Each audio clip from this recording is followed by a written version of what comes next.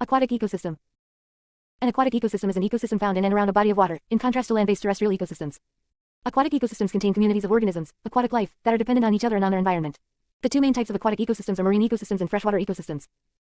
1. Freshwater ecosystems may be lentic, slow-moving water, including pools, ponds, and lakes. Lotic, faster-moving water, for example streams and rivers and wetlands, areas where the soil is saturated or inundated for at least part of the time.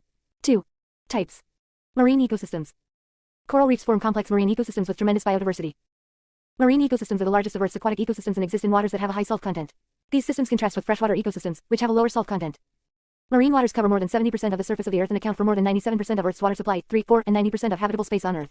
5. Seawater has an average salinity of 35 parts per thousand of water. Actual salinity varies among different marine ecosystems. 6. Marine ecosystems can be divided into many zones depending upon water depth and shoreline features. The oceanic zone is the vast open part of the ocean where animals such as whales, sharks, and tuna live.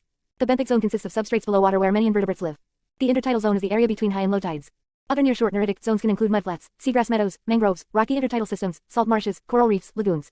In the deep water, hydrothermal vents may occur where chemosynthetic sulfur bacteria form the base of the food web. Marine coastal ecosystem. A marine coastal ecosystem is a marine ecosystem which occurs where the land meets the ocean. Worldwide there is about 620,000 kilometers, 390,000 miles of coastline. Coastal habitats extend to the margins of the continental shelves, occupying about 7% of the ocean surface area. Marine coastal ecosystems include many very different types of marine habitats, each with their own characteristics and species composition. They are characterized by high levels of biodiversity and productivity. Marine surface ecosystem. Organisms that live freely at the ocean surface, termed Nustan, include keystone organisms like the golden seaweed sargassum that makes up the Sargasso Sea, floating barnacles, marine snails, nudibranchs, and cnidarians. Many ecologically and economically important fish species live as or rely upon Nustan.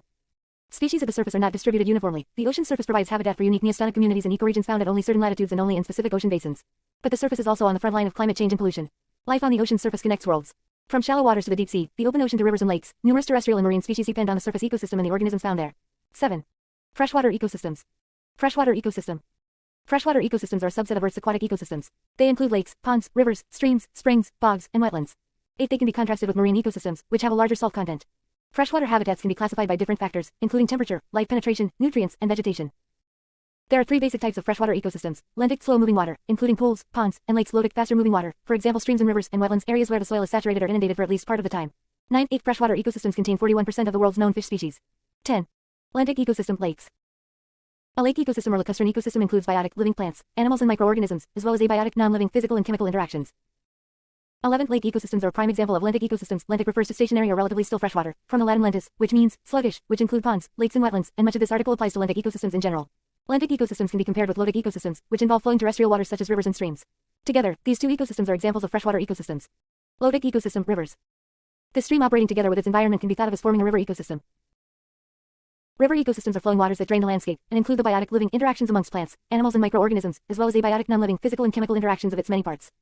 12. 13. River ecosystems are part of larger watershed networks or catchments, where smaller headwater streams drain into mid-sized streams, which progressively drain into larger river networks. The major zones in river ecosystems are determined by the riverbed's gradient or by the velocity of the current. Faster-moving turbulent water typically contains greater concentrations of dissolved oxygen, which supports greater biodiversity than the slow-moving water of pools. These distinctions form the basis for the division of rivers into upland and lowland rivers. The food base of streams within riparian forests is mostly derived from the trees, but wider streams and those that lack a canopy derive the majority of their food base from algae. Anadromous fish are also an important source of nutrients. Environmental threats to rivers include loss of water, dams, chemical pollution and introduced species. 14. A dam produces negative effects that continue down the watershed. The most important negative effects are the reduction of spring flooding, which damages wetlands, and the retention of sediment, which leads to the loss of deltaic wetlands. 15. Wetlands. A wetland is a distinct semi-aquatic ecosystem whose ground covers are flooded or saturated in water, either permanently, for years or decades, or only seasonally. Flooding results in oxygen poor anoxic processes taking place, especially in the soils. 16. Wetlands form a transitional zone between water bodies and dry lands, and are different from other terrestrial or aquatic ecosystems due to their vegetation's roots having adapted to oxygen-poor waterlogged soils. 17. They are considered among the most biologically diverse of all ecosystems, serving as habitats to a wide range of aquatic and semi-aquatic plants and animals, with often improved water quality due to plant removal of excess nutrients such as nitrates and phosphorus. Functions. Aquatic ecosystems perform many important environmental functions. For example, they recycle nutrients, purify water, attenuate floods, recharge groundwater and provide habitats for wildlife. 18. The biota of an aquatic ecosystem contribute to its self-purification, most notably microorganisms, phytoplankton, higher plants, invertebrates, fish, bacteria, protists, aquatic fungi, and more. These organisms are actively involved in multiple self-purification processes, including organic matter destruction and water filtration. It is crucial that aquatic ecosystems are reliably self-maintained, as they also provide habitats for species that reside in them. 19. In addition to environmental functions, aquatic ecosystems are also used for human recreation, and are very important to the tourism industry, especially in coastal regions. 20. They are also used for religious purposes, such as the worshipping of the Jordan River by Christians, and educational purposes, such as the usage of lakes for ecological study. 21. Biotic characteristics. Living components. The biotic characteristics are mainly determined by the organisms that occur. For example, wetland plants may produce dense canopies that cover large areas of sediment, or snails or geese may graze the vegetation leaving large mudflats. Aquatic environments have relatively low oxygen levels, forcing adaptation by the organisms found there. For example, many wetland plants must produce parenchyma to carry oxygen to roots. Other biotic characteristics are more subtle and difficult to measure, such as the relative importance of competition, mutualism or predation. 22. There are a growing number of cases where predation by coastal herbivores including snails, geese and mammals appears to be a dominant biotic factor. 23. Autotrophic organisms. Autotrophic organisms are producers that generate organic compounds from inorganic material. Algae use solar energy to generate biomass from carbon dioxide and are possibly the most important autotrophic organisms in aquatic environments. 24. The more shallow the water, the greater the biomass contribution from rooted and floating vascular plants. These two sources combine to produce the extraordinary production of estuaries and wetlands, as this autotrophic biomass is converted into fish, birds, amphibians and other aquatic species. Chemosynthetic bacteria are found in benthic marine ecosystems. These organisms are able to feed on hydrogen sulfide in water that comes from volcanic vents. Great concentrations of animals that feed on these bacteria are found around volcanic vents. For example, there are giant tube worms, Riftia pachytilla, 1.5 meters in length and clams, Calyptogena magnifica, 30 centimeters long. 25. Heterotrophic organisms. Heterotrophic organisms consume autotrophic organisms and use the organic compounds in their bodies as energy sources and as raw materials to create their own biomass. 24. Urohaline organisms are salt-tolerant and can survive in marine ecosystems, while stenohaline or salt-intolerant species can only live in freshwater environments. 26. Abiotic characteristics, non-living components. An ecosystem is composed of biotic communities that are structured by biological interactions and abiotic environmental factors. Some of the important abiotic environmental factors of aquatic ecosystems include substrate type, water depth, nutrient levels, temperature, salinity, and flow. 22.18. It is often difficult to determine the relative importance of these factors without rather large experiments. There may be complicated feedback loops. For example, sediment may determine the presence of aquatic plants, but aquatic plants may also trap sediment and add to the sediment through peat. The amount of dissolved oxygen in a water body is frequently the key substance in determining the extent and kinds of organic life in the water body. Fish need dissolved oxygen to survive, although their tolerance to low oxygen varies among species. In extreme cases of low oxygen, some fish even resort to air gulping. 27. Plants often have to produce parenchyma, while the shape and size of leaves may also be altered. 28. Conversely, oxygen is fatal to many kinds of anaerobic bacteria. 24. Nutrient levels are important in controlling the abundance of many species of algae. 29. The relative abundance of nitrogen and phosphorus can in effect determine which species of algae come to dominate. 30. Algae are a very important source of food for aquatic life, but at the same time, if they become overabundant, they can cause declines in fish when they decay. 31. Similar overabundance of algae in coastal environments such as the Gulf of Mexico produces, upon decay, a hypoxic region of water known as a dead zone. 32. The salinity of the water body is also a determining factor in the kinds of species found in the water body. Organisms in marine ecosystems tolerate salinity, while many freshwater organisms are intolerant of salt. The degree of salinity in an estuary or delta is an important control upon the type of wetland, fresh, intermediate, or brackish, and the associated animal species. Dams built upstream may reduce spring flooding, and reduce sediment accretion, and may therefore lead to saltwater intrusion in coastal wetlands. 22. Freshwater used for irrigation purposes often absorbs levels of salt that are harmful to freshwater organisms. 24. Threats. The health of an aquatic ecosystem is degraded when the ecosystem's ability to absorb a stress has been exceeded. A stress on an aquatic ecosystem can be a result of physical, chemical or biological alterations to the environment. Physical alterations include changes in water temperature, water flow and light availability. Chemical alterations include changes in the loading rates of biostimulatory nutrients, oxygen-consuming materials, and toxins. Biological alterations include overharvesting of commercial species and the introduction of exotic species. Human populations can impose excessive stresses on aquatic ecosystems. 18. Climate change driven by anthropogenic activities can harm aquatic ecosystems by disrupting current distribution patterns of plants and animals. It has negatively impacted deep sea biodiversity, coastal fish diversity, crustaceans, coral reefs, and other biotic components of these ecosystems. 33. Human-made aquatic ecosystems, such as ditches, aquaculture ponds, and irrigation channels, may also cause harm to naturally occurring ecosystems by trading off biodiversity with their intended purposes. For instance, ditches are primarily used for drainage, but their presence also negatively affects biodiversity. 34. There are many examples of excessive stresses with negative consequences. The environmental history of the Great Lakes of North America illustrates this problem, particularly how multiple stresses, such as water pollution, overharvesting and invasive species can combine. 31. The Norfolk Broadlands in England illustrates similar decline with pollution and invasive species. 35. Lake.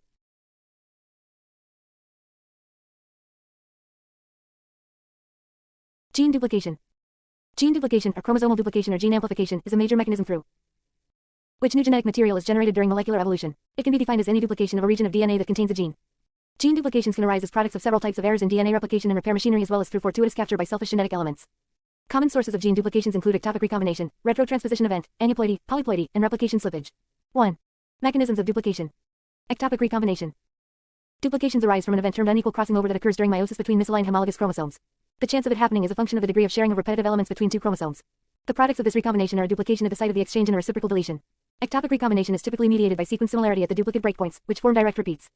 Repetitive genetic elements such as transposable elements offer one source of repetitive DNA that can facilitate recombination, and they are often found at duplication breakpoints in plants and mammals. 2. Schematic of a region of a chromosome before and after a duplication event. Replication slippage.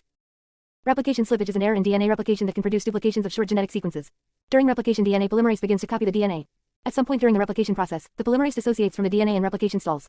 When the polymerase reattaches to the DNA strand, it aligns the replicating strand to an incorrect position and incidentally copies the same section more than once.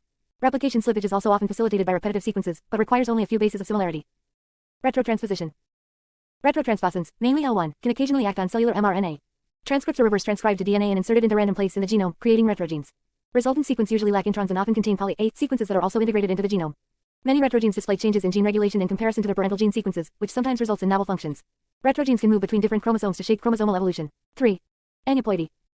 Aneuploidy occurs when non-disjunction of a single chromosome results in an abnormal number of chromosomes. Aneuploidy is often harmful and in mammals regularly leads to spontaneous abortions, miscarriages. Some aneuploid individuals are viable, for example trisomy 21 in humans, which leads to Down syndrome. Aneuploidy often alters gene dosage in ways that are detrimental to the organism, therefore, it is unlikely to spread through populations. Polyploidy. Polyploidy, or whole genome duplication, is a product of non-disjunction during meiosis which results in additional copies of the entire genome. Polyploidy is common in plants, but it has also occurred in animals, with 2 rounds of whole genome duplication, 2R event in the vertebrate lineage leading to humans. 4. It has also occurred in the Hemiascomycete yeasts approximately 100 Maya. 5, 6. After a whole genome duplication, there is a relatively short period of genome instability, extensive gene loss, elevated levels of nucleotide substitution and regulatory network rewiring. 7, 8. In addition, gene dosage effects play a significant role. 9. Thus, most duplicates are lost within a short period, however, a considerable fraction of duplicates survive. 10. Interestingly, genes involved in regulation are preferentially retained. 11, 12. Furthermore, retention of regulatory genes, most notably the Hox genes, has led to adaptive innovation.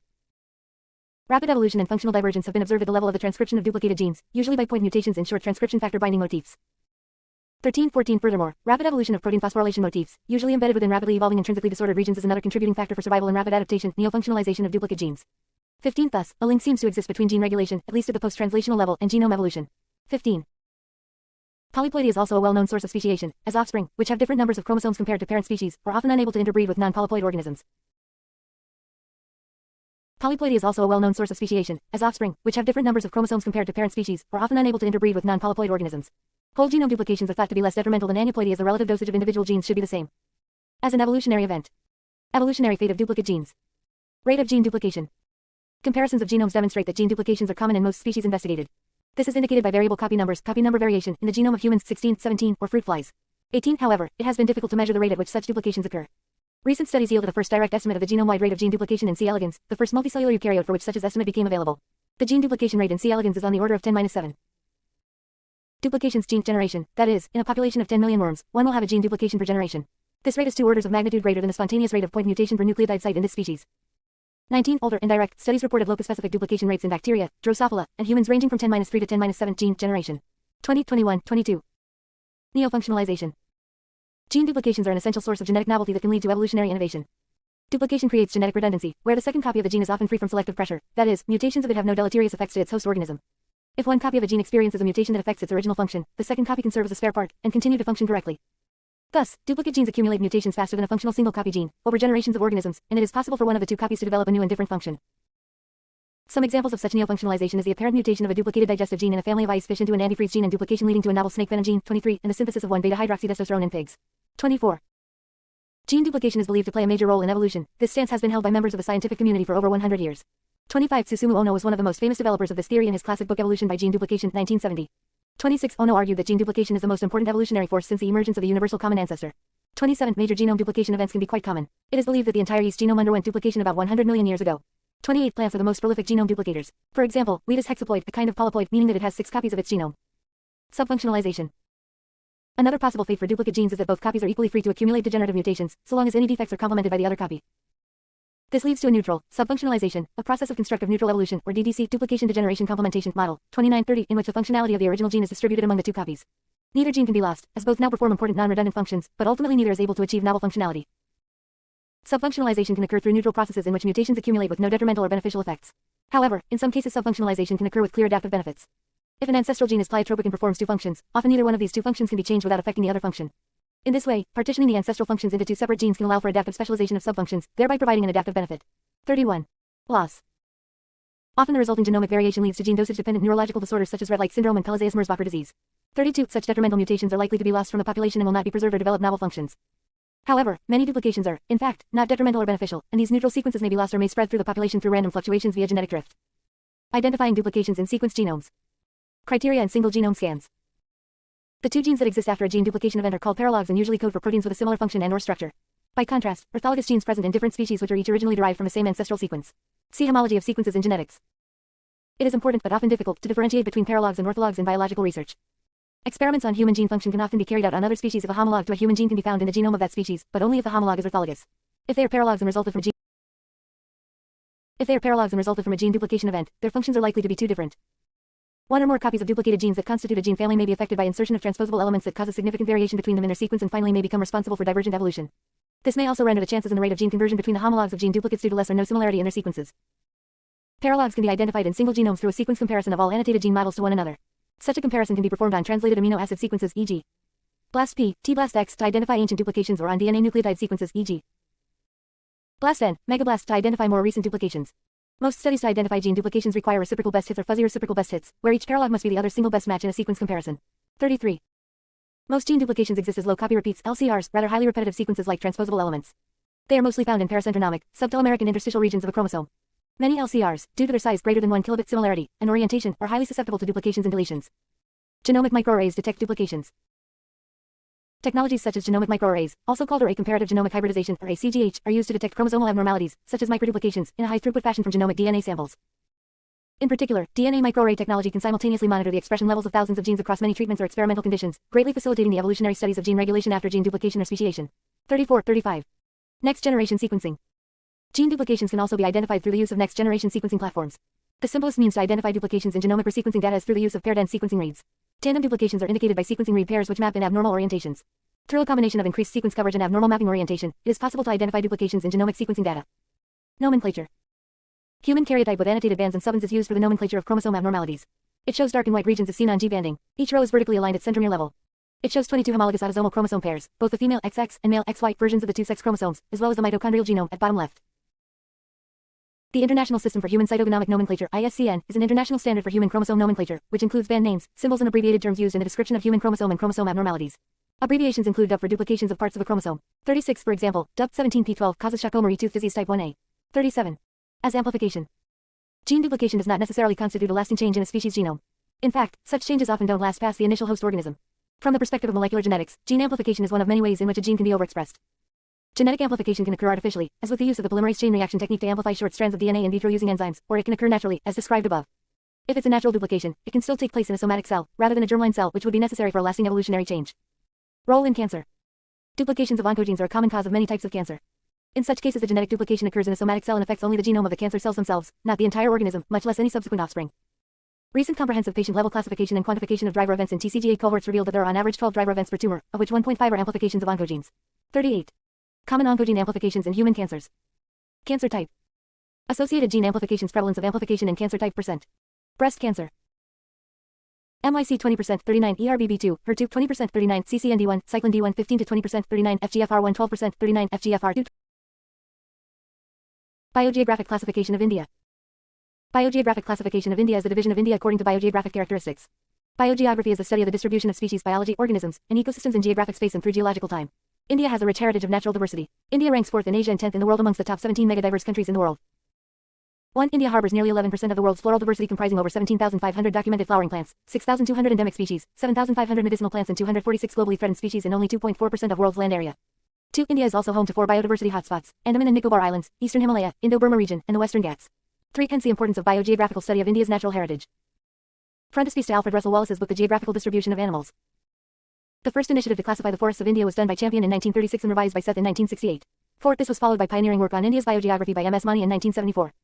5. Numerous schemes divide India into biogeographic regions as part of global schemes based on varying parameters, e.g. the Global 200 scheme of the Worldwide Fund for Nature. In addition, ongoing research focusing on particular taxa have included biogeographic aspects particular to the taxa under study in the area under consideration.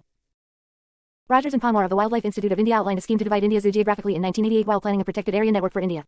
Similarly, the Forest Survey of India has issued an atlas of forest vegetation types in 2011 based on Champion and Seth 1968. 6. However, there is no official scheme mandated by the Government of India, as has been issued by the European Environment Agency in the case of the European Union. 7. Biogeographic realms. The territory of India falls in 2 of the 8 biogeographic realms of the world, the Palearctic realm and the Indomalaya realm. Nearctic. Palearctic. Afrotropic. Indomalaya. Australasia. Neotropic. Oceania and Antarctic ecozones not shown. At the broadest level, referred to as realm in Udvardi, 1975, 8-9, all of India falls in the Indomalayan realm, with the exception of the high Himalayas, which fall in the Palearctic realm. Most of India falls in the Indian subcontinent, by a region of the Indomalayan realm, which covers most of India, Pakistan, Bangladesh, Nepal, Bhutan, and Sri Lanka. The Hindu Kush, Karakoram, Himalaya, and Patkai ranges bound the bioregion on the northwest, north, and northeast. These ranges were formed by the collision of the northward drifting Indian subcontinent with Asia beginning 45 million years ago. The Hindu Kush, Karakoram, and Himalaya are a major biogeographic boundary between the subtropical and tropical flora and fauna of the Indian subcontinent and the temperate climate Palearctic realm. The Nicobar Islands on the other hand fall in the Sundaland, bioregion of the Indomalayan realm. The Himalayas proper form the southern limit of the Palearctic in South Asia, and here the Palearctic temperate forests transition to the subtropical and tropical forests of Indomalaya, creating a rich and diverse mix of plant and animal species. WWF Habitat Classification. Based on Olson et al., 2001-9, the Worldwide Fund for Nature divided the land area of world into 14 terrestrial biomes or habitat types, based on vegetation, note 1, which are further subdivided into a show. Total of 867 terrestrial ecoregions, note 2, which are exemplars of the concerned biome or habitat type. 10. 11. The classification also includes 7 freshwater biomes and 5 marine biomes. 10. Each biome contains many ecoregions that are examples of that type of habitat.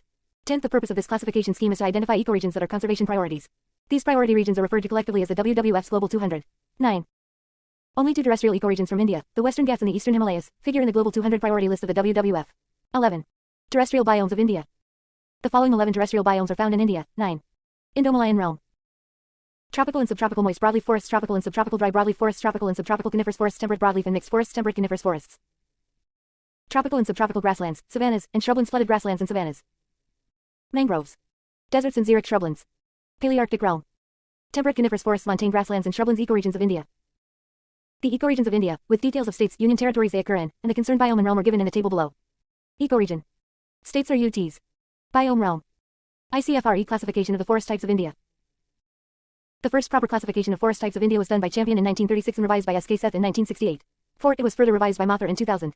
Champion and Seth 1968 classified the Indian forest using temperature and rainfall data into 5 major forest groups and 16 type groups, climatic types, and over 200 subgroup types.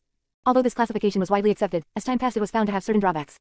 The purpose of the classification by Champion was primarily forest use, specifically timber extraction.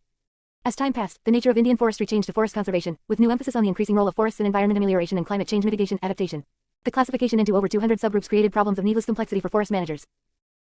The Forest Survey of India (FSI), under the aegis of ICFRE, published the Atlas Forest Type of India in 2011. 6. The Forest Type Atlas contained forest type maps for India which were digitized for the first time. The forest type maps were prepared on 1/50,000 scale according to the Champion and Seth classification, 1968 of the country and included states and UTs and districts. The output of this mapping exercise covers 178 out of 200 forest types described in the Champion and Seth classification, 1968. Ground proofing, further survey and reclassification actions are intended by the ICFRE to simplify this classification even further. Biogeographic zones. Rogers and Panwar of the Wildlife Institute of India, we outlined a scheme to divide India zoo geographically in 1986 while planning a protected area network for India. 12. The scheme divided India into 10 biogeographic zones, and each zone is further subdivided into biogeographic provinces, which total 27 in number. 1. Trans-Himalayan Zone. 2. Himalayan Zone. 3. Desert Zone. 4. Semi-arid Zone. 5. Western Ghat Zone. 6. Deccan Plateau Zone. 7. Gangetic Plain Zone. 8. Northeast Zone. 9. Coastal Zone. 10. Islands. Zone 1 Trans-Himalayan Region. The Himalayan ranges immediately north of the Great Himalayan Range are called the Trans-Himalayas. It comprises 3 biogeographic provinces, Ladakh Mountains, Tibetan Plateau and Himalayan Sikkim. It accounts for approximately 5.6% of the country's landmass. 2. This region mostly lies between 4,500 to 6,000 meters, 14,800 to 19,700 feet, and is very cold and arid. The only vegetation is a sparse alpine steppe. Extensive areas consist of bare rock and glaciers. 2. 13. The Trans-Himalayan region with its sparse vegetation has the richest wild sheep and goat community in the world. The snow leopard, black and brown bears, wolf, marmots, marbled cat, ibex, and kiang is found here, as are the migratory black-necked cranes. 14. 15. Zone 2 Himalayas. Biogeographical representation of Himalayas. The Himalayas consist of the youngest and loftiest mountain chains in the world. The 2,400 kilometers, 1,500 miles long Himalayan mountain arc have a unique biodiversity owing to their high altitude, steep gradient and rich temperate flora. 16. Biogeographically, they form part of the Palearctic realm. The Himalayas have 3 biogeographical provinces, Northwest Himalayas, West Himalayas, Central Himalayas and East Himalayas, which together constitute about 6.4% of the country's area. 2. 13. Tropical rainforests predominate in the eastern Himalayas while dense subtropical and alpine forests are typical in the central and western Himalayas. Oak, chestnut, conifer, ash, pine, and deodar are abundant in Himalayas. Important animals living in the Himalayan ranges include wild sheep, mountain goats, ibex, musk deer and serow. Red panda, black bear, dholes, wolves, martens, weasels, leopard and snow leopard are also found here. However, carnivores are scarce and often locally threatened. 13. Zone 3 The Indian Desert. This region consists of 2 biogeographical provinces. The larger is the Thar Great Indian Desert, adjoining Pakistan and which comprises Rajasthan and parts of Punjab and Haryana. The Indian part of the Thar Desert occupies 170,000 square kilometers, 66,000 square miles. 17. The climate is characterized by very hot and dry summer and cold winter. Rainfall is less than 70 centimeters. The plants are mostly xerophytic. Babool, kicker, and wild date palm grow in areas of moderate rainfall. The Indian bustard, a highly endangered bird, is found here. Camels, gazelles, foxes, spiny-tailed lizards and snakes are found in hot and arid parts of the desert. 18. 15. The Rann of Kutch, which lies in Gujarat, is the second biogeographical province. The Rann is a large area of salt marsh that spans the border between Pakistan and India. The larger part is located mostly in Gujarat, primarily the Kutch district. It is divided into the Great Rann and Little Rann, each with distinct characteristics and fauna. The Rann of Kutch is the only large flooded grassland zone in the Indo-Malayan region. 19. The area has desert on one side and the sea on the other enables various ecosystems, including mangroves and desert vegetation. 20. Its grassland and deserts are home to forms of wildlife that have adapted to its often harsh conditions. These include endemic and endangered animal and plant species, such as the Indian wild ass. 21. The Rann is home to many resident and migratory bird populations including the greater flamingo, lesser florican and the Hubara bustard. 18. 15. The Little Rann is home to the world's largest population of Indian wild ass. Other mammals found in the Rann include the Indian wolf, desert fox, chinkara, nilgai, blackbuck and others. Zone 4 Semi-arid areas. Adjoining the desert are the semi-arid areas, a transitional zone between the desert and the denser forests of the Western Ghats. The natural vegetation is thorn forest. This region is characterized by discontinuous vegetation cover with open areas of bare soil and soil water deficit throughout the year. Thorny shrubs, grasses and some bamboos are present in some regions. A few species of xerophytic herbs and some ephemeral herbs are found in this semi-arid tract. Jackals, leopards, snakes, fox, buffaloes are found in this region, as well as birds such as great Indian bustard, Asian houbara, cream-colored courser, white-eared bulbul, spotted sandgrouse, pin-tailed sandgrouse or white-bellied sandgrouse, black-bellied sandgrouse, Sykes's nightjar, greater hoopoo lark, black-crowned sparrow lark, desert lark, bar-tailed finch lark, rufous-tailed scrub robin, Isabelline wheatear, Asian desert warbler are found here. 14-15. Zone 5 Western Ghats. The mountains along the west coast of peninsular India are the Western Ghats, which constitute one of the unique biological regions of the world. The Western Ghats extend from the southern tip of the peninsula 8 degrees north, northwards about 1,600 kilometers to the mouth of the river Tapi 21 degrees north. The mountains rise to average altitudes between 900 and 1500 m above sea level, intercepting monsoon winds from the southwest and creating a rain shadow in the region to their east. The varied climate and diverse topography create a wide array of habitats that support unique sets of plant and animal species. Apart from biological diversity, the region boasts of high levels of cultural diversity, as many indigenous people inhabit its forests. The Western Ghats are amongst the 25 biodiversity hotspots recognized globally. These hills are known for their high levels of endemism expressed at both higher and lower taxonomic levels. Most of the Western Ghat endemic plants are associated with evergreen forests. The region also shares several plant species with Sri Lanka. The higher altitude forests were, if at all, sparsely populated with tribal people. Rice cultivation in the fertile valley preceded gardens of early commercial crops like areca nut and pepper. The original vegetation of the ill-drained valley bottoms with sluggish streams in elevations below 100 meters would be often a special formation, the Myristica swamp. Expansion of traditional agriculture and the spread of particularly rubber, tea, coffee and forestry plantations would have wiped out large pockets of primary forests and valleys. The Western Ghats are well known for harboring 14 endemic species of caecilians, i.e., legless amphibians, out of 15 recorded from the region so far. Zone 6 Deccan Plateau. Beyond the Ghats is Deccan Plateau, a semi-arid region lying in the rain shadow of the Western Ghats. This is the largest unit of the peninsular plateau of India. The highlands of the plateau are covered with different types of forests, which provide a large variety of forest products. The Deccan Plateau includes the region lying south of the Satpura Range that extends up to the southern tip of peninsular India. Anai Moody is the highest peak of this region. The Deccan Plateau is surrounded by the western and the eastern Ghats. These Ghats meet each other at the Nilgiri Hills. The Western Ghats includes the Sahyadri, Nilgiris, Anamalai, and Cardamom Hills. Many rivers such as Mahanadi, Godavari, Krishna, and Kaveri originates from Western Ghats and flow toward the east. The eastern Ghats are broken into small hill ranges by river coming from the Western Ghats. Most of these rivers empty into the Bay of Bengal. The Godavari is the longest river in the Deccan Plateau. The Narmada and the Tapi flow westwards and fall into the Arabian Sea. Zone 7 Gangetic Plain. In the north is the Gangetic Plain extending up to the Himalayan foothills. This is the largest unit of the Great Plain of India. Ganga is the main river after whose name this plain is named. The aggradational Great Plains cover about 72.4 mha area with the Ganga and the Brahmaputra forming the main drainage axes in the major portion. The thickness in the alluvial sediments varies considerably with its maximum in the Ganga Plains. The physiogeographic scenery varies greatly from arid and semi-arid landscapes of the Rajasthan Plains to the humid and perhumid landscapes of the Delta and Assam Valley in the east. Topographic uniformity, except in the arid western Rajasthan, is a common feature throughout these plains. The plain supports some of the highest population densities depending upon purely agro-based economy in some of these areas. The trees belonging to these forests are teak, sal, shisham, mahua, care, etc. Zone 8 Northeast India. Northeast India is one of the poorest regions in the country. It has several species of orchids, bamboos, ferns and other plants. Here the wild relatives of cultivated plants such as banana, mango, citrus and pepper can be grown. Zone 9 Islands. The two groups of islands, i.e., the Arabian Sea Islands and Bay Islands, differ significantly in origin and physical characteristics.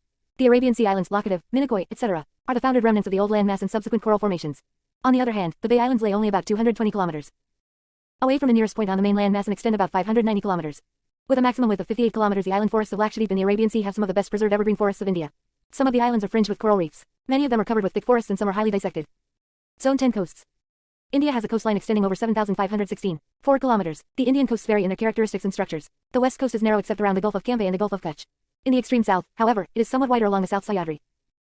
The backwaters are the characteristic features of this coast. The east coast plains, in contrast, are broader due to depositional activities of the east-flowing rivers owing to the change in their base levels. Extensive deltas of the Godavari, Krishna and Kaveri are the characteristic features of this coast. Mangrove vegetation is characteristic of estuarine tracts along the coast, for instance, at Ratnagiri in Maharashtra. Larger parts of the coastal plains are covered by fertile soils on which different crops are grown. Rice is the main crop of these areas. Coconut trees grow all along the coast. Coconut and rubber are the main vegetation of coastal area. The main states of coastal areas are Gujarat, Maharashtra, Goa, Karnataka, Kerala, West Bengal, Odisha, Andhra Pradesh, Tamil Nadu and Puducherry. Biodiversity hotspots. Biodiversity hotspots of India: Eastern Himalayas, 32, Indo-Burma, 19, Western Ghats in Sri Lanka, 21, and Sundaland, which includes Nicobar Islands, 16. India also figures prominently in the list of the biodiversity hotspots of the world. A biodiversity hotspot is a biogeographical region with significant levels of biodiversity that is threatened by human habitation. 22. This concept was developed by the British environmental expert Norman Myers in 1998 and subsequent years, and finalized in a paper published in Nature in 2000. 23. A total of 25 hotspots were identified at first, in which are found as many as 44% of all species of vascular plants and 35% of all species in four vertebrate in just 1.4% of the land surface of the Earth. 23. An additional 10 hotspots were added subsequently. 24. 25. The concept of biodiversity hotspots designates those areas most important from the point of view of biodiversity, and is of special importance to endemic species. The designated 35 hotspots harbor over 50% of the world's endemic plant species and 42% of all endemic terrestrial vertebrate species, yet they constitute only 2.3% of the Earth's land surface. Biodiversity hotspots are even more crucial for conservation as each hotspot faces substantial and numerous threats. Each hotspot is estimated to have already lost at least 70% of its original natural vegetation. 3. India is home to 4 biodiversity hotspots: Andaman and Nicobar Islands, Eastern Himalaya, Indo-Burma region, and the Western Ghats. 3. Andaman and Nicobar Islands. The Andaman Islands as part of Serial 19 Indo-Burma, and Nicobar Islands as part of Serial 16 Sundaland. Eastern Himalaya. Serial 32 in the list. The Eastern Himalayas was originally part of the Indo-Burma biodiversity hotspot. In 2004, a hotspot reappraisal classified the region as part of two hotspots, Indo-Burma and the newly distinguished Himalaya. The eastern Himalaya includes Bhutan, southern, central and eastern Nepal, and northeastern India, and comprises 11 key biodiversity areas occupying 750,000 hectares. The region includes the lowland regions as well as montane regions and spans two realms, the Palearctic and the Indo-Malayan. The region has extremely rich plant and faunal communities as well as a number of iconic endangered species. A number of key protected areas are located in this biodiversity hotspot. 26. Indo-Burma region. Serial 19 in the list. Western Ghats. Serial 21 in the list.